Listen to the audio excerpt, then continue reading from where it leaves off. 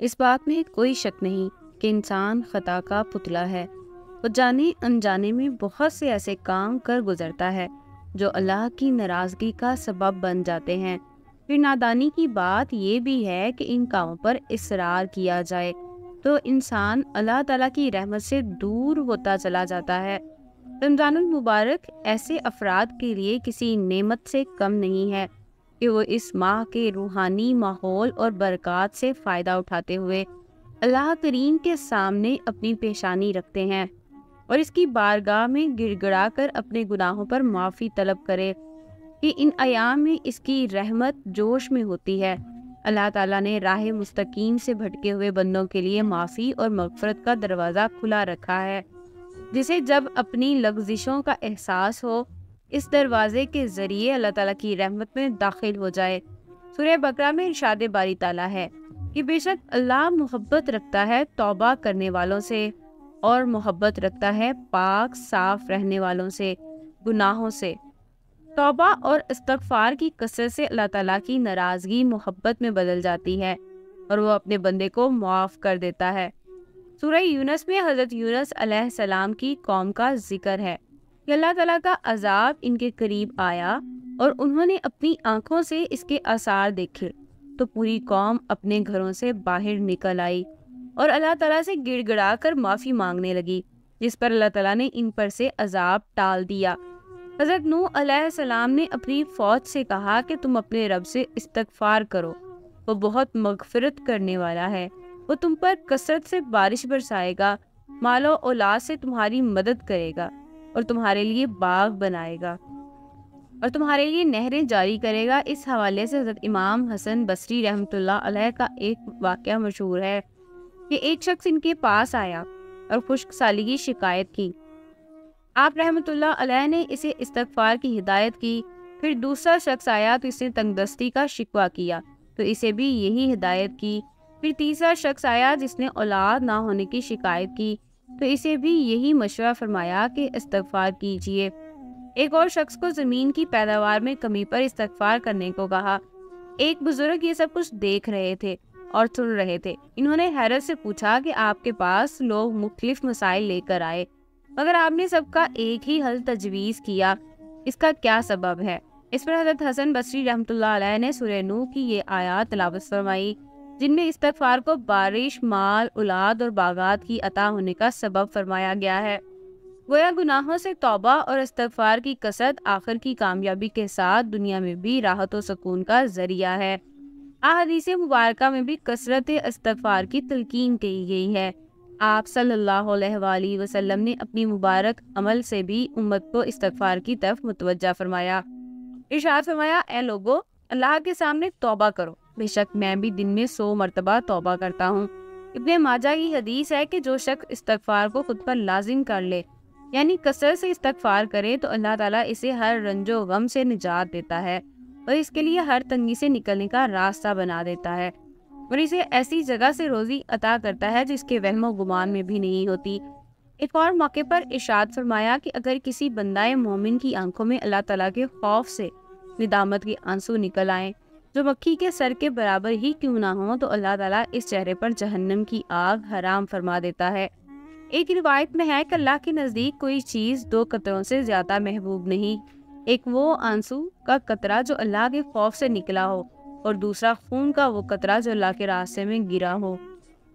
نبی کریم صلی اللہ علیہ وآلہ وسلم کا ارشاد ہے، جب بندہ اللہ تعالیٰ سے توبہ کرتا ہے تو اس کی توبہ سے رب کریم اس سے زیادہ راضی اور خوش ہوتے ہیں جتنا کہ تم میں سے کوئی اس وقت ہوتا ہے جب وہ اپنی سواری پر جنگل میں جا رہا ہو، اچانک وہ سواری اس سے گم ہو جائے، اس حال میں کہ اس پر اس کا کھانا پینا بھی رکھا ہوا ہو، اور وہ اس سے مایوس ہو جائے اور ایک درخت کے سائے میں آ کر لیٹ جائے۔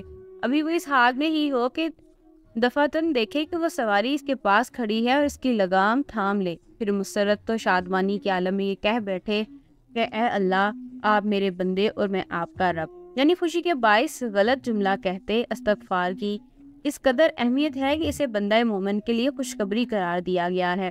نبی اکرم صلی اللہ علیہ وآلہ وسلم کا ارشاد گرامی ہے کہ قیامت کے دن جو شخص اپنے نامہ اعمال میں استغفار کی کثرت پائے، اس کے لیے خوشخبری ہے، حضرت ابو سعید رضی اللہ تعالیٰ عنہ سے روایت ہے کہ آپ علیہ السلام نے فرمایا کہ بے شک شیطان نے حق تعالیٰ سے کہا تھا کہ اے میرے رب، تیری عزت کی قسم میں تیرے بندوں کو گمراہ کرتا رہوں گا جب تک ان کی روحیں ان کے جسموں میں موجود رہیں گی۔ جواب میں اللہ رب العالمین نے ارشاد فرمایا کہ میری عزت کی قسم، میرے جلال کی قسم، میرے بلند مرتبے کی قسم، جب تک میرے بندے مجھ سے مغفرت طلب کرتے رہیں گے میں انہیں معاف کرتا رہوں گا۔ سبحان اللہ۔ ایک طرف توبہ استغفار کی اس قدر اہمیت و ضرورت ہے تو دوسری جانب ہمیں گناہوں کو بخشوانے کے موقع بھی پوری طرح دستیاب ہیں کہ ہمیں ماہ رمضان کی مبارک فضائیں میسر ہیں، لہٰذا اس موقع کو کسی صورت ضائع نہیں کرنا چاہیے۔ اس ضمن میں یہ معروف حدیث مبارکہ بھی پیش نظر رہنی چاہیے۔ نبی کریم آقائے دو جہاں صلی اللہ علیہ وآلہ وسلم نے ایک مرتبہ صحابہ کرام کو ممبر کے قریب آنے کا فرمایا۔ حضرت کعب رضی اللہ تعالیٰ عنہ فرماتے ہیں کہ ہم لوگ حاضر ہو گئے۔ جب آپ علیہ السلام نے ممبر کے پہلے درجے پر قدم رکھا تو فرمایا آمین، جب دوسرے پر قدم رکھا تو بھی آمین فرمایا، اور جب تیسرے درجے پر قدم رکھا تو ایک بار پھر آمین فرمایا۔ جب آپ علیہ السلام خطبے سے فارغ ہو کر نیچے تشریف لائے تو ہم نے عرض کیا کہ ہم نے آج آپ سے ممبر پر چڑھتے وقت ایسی بات سنی جو پہلے کبھی نہ سنی تھی۔ آپ علیہ السلام نے ارشاد فرمایا کہ اس وقت جبرائیل علیہ السلام میرے پاس آئے تھے۔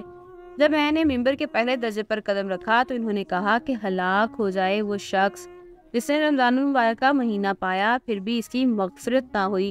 میں نے کہا آمین۔ پھر جب میں نے دوسرے درجے پر قدم رکھا تو انہوں نے کہا کہ ہلاک ہو جائے وہ شخص جس کے سامنے آپ صلی اللہ علیہ وآلہ وسلم کا ذکر ہو اور وہ درود نہ بھیجے۔ میں نے کہا آمین۔ جب میں تیسرے درجے پر چڑھا تو انہوں نے کہا کہ ہلاک ہو وہ شخص جس کے سامنے اس کے والدین یا ان میں سے کوئی ایک بڑھاپے کو پہنچے اور وہ اس کو جنت میں داخل نہ کروائے، یعنی وہ ان کی خدمت و فرما برداری کر کے ثواب حاصل نہ کر پایا۔ تو میں نے کہا آمین۔ اس حدیث مبارکہ میں ان افراد کے لیے سخت وعید و تنبیہ ہے جو ماہ سیام میں اپنے رب کو منانے میں ناکام رہے۔ حالانکہ اسے منانا تو سب سے آسان کام ہے، وہ تو اپنے بندوں سے 70 ماہوں سے بھی زیادہ بڑھ کر محبت کرتا ہے، اور اس کی محبت و رحمت تو یہ ہے کہ حضرت انس بن مالک اور حضرت ابو ہریرہ رضی اللہ تعالیٰ عنہ کہتے ہیں کہ نبی اکرم صلی اللہ علیہ وآلہ وسلم نے ارشاد فرمایا کہ اللہ ذوالجلال فرماتے ہیں کہ جب بندہ مجھ سے ایک بالش قریب ہوتا ہے تو میں اس سے ایک ہاتھ قریب ہوتا ہوں، اور جب بندہ مجھ سے ایک ہاتھ قریب ہوتا ہے تو میں 2 ہاتھ قریب ہوتا ہوں، اور جب بندہ میری طرف چل کر آتا ہے تو میں اس کی طرف دوڑ کر جاتا ہوں۔ علماء کرام نے توبہ استغفار میں یہ فرق بیان کیا ہے کہ گناہوں سے باز آنا اور آئندہ گناہ نہ کرنے کا پختہ عہد کر دینا توبہ ہے، جبکہ ماضی کے گناہوں پر معافی مانگنا استغفار ہے۔ لہذا ہمیں ماہ رمضان کے دوسرے عشرے میں ان دونوں چیزوں کا اہتمام کرنا چاہیے۔ اللہ کریم سے گڑ گڑا کر آہوزاری کے ساتھ اپنے گناہوں پر معافی طلب کریں۔ اس کے علاوہ اگر کسی نے کسی کے ساتھ کوئی دھوکہ، ظلم یا کسی قسم کی کوئی زیادتی کی ہو تو اس کی معافی تلافی کر لی جائے۔ یہ اپنی انا کو مار کر کچھ جھکنے میں کوئی حرج نہیں۔ جہاں کی تھوڑی سی شرم روز محشر کی شرم کے مقابلے میں گھاٹے کا سودا نہیں ہے۔ استغفار کے ساتھ ساتھ گناہوں سے توبہ بھی ضروری ہے، اور اس کے لیے ہمیں کچھ دیر کے لیے کہیں بیٹھ کر اپنا محاسبہ کرنا چاہیے کہ ہمارا کون سا عمل ایسا ہے جو رب کریم کی ناراضگی کا سبب ہے۔ کیا میں خرید و فروخت میں امانت اور دیانت کے تقاضے پورے کرتا ہوں؟ خود اور اپنے بچوں کو رزق حلال ہی کھلاتا ہوں؟ اپنے اہل خانہ اور رشتہ داروں سے معاملات کیسے رکھتا ہوں؟ اگر آپ کسی ایسے عمل میں مبتلا ہیں جو اللہ تعالیٰ کے نزدیک ناپسندیدہ ہے تو رمضان کے اس عشرے میں اس سے چھٹکارے کا عہد کر لیں کہ یہی اس عشرے کا حقیقی پیغام ہے۔ استغفر اللہ ربی من کل ذنب واتوب الیہ۔ اللہ تعالیٰ مجھے اور آپ اس عشرے میں زیادہ سے زیادہ توبہ اور استغفار کرنے اور اس کی قبولیت کی توفیق عطا فرمائے۔ آمین آمین آمین یا رب العالمین۔